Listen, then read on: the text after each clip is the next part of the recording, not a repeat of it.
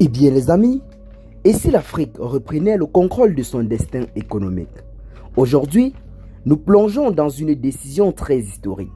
La création d'une nouvelle monnaie par les États de l'Alliance du Sahel, aussi appelée AES. Une initiative audacieuse qui pourrait redéfinir l'avenir économique de la sous-région. Restez donc avec nous tout au long de cette vidéo pour comprendre en quelques minutes seulement l'objectif de la création de cette nouvelle monnaie. L'Alliance des États du Sahel, composée du Mali, du Burkina Faso et du Niger, a récemment fait parler d'elle en annonçant la création d'une banque commune qui pourrait aboutir à la création d'une nouvelle monnaie commune dans la sous-région.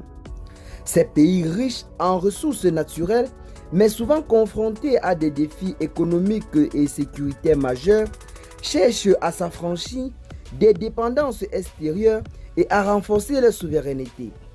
Le franc CFA, utilisé jusqu'à présent, est perçu par certains comme un frein à l'autonomie économique de ces pays.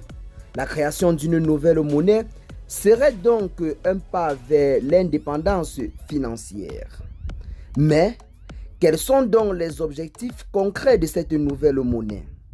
En créant une nouvelle monnaie, les États de l'AES cherchent à garantir leur souveraineté économique, reprendre le contrôle de la politique monétaire pour mieux répondre aux besoins locaux, notamment aux besoins de la population. Ceux-ci recherchent également une stabilisation régionale, renforcer les échanges commerciaux entre les États membres de l'AES. Ceux-ci visent également un développement endogène toutefois sans dépendre des facteurs extérieurs. Financer des projets locaux sans dépendre des devises étrangères.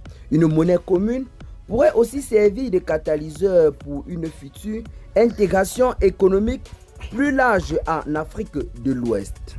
Cependant, le chemin vers la création d'une nouvelle monnaie n'est pas sans obstacles. Parmi les obstacles, nous pouvons citer la confiance. Comment garantir la stabilité de cette nouvelle monnaie face à l'inflation et aux spéculations? La coordination également. Les trois pays devront harmoniser leur politique économique et fiscale, chose qui est même déjà faite. L'acceptation internationale. Comment cette monnaie sera-t-elle perçue sur la scène mondiale? Autant de défis qui nécessitent une préparation minutieuse et une coopération sans faille.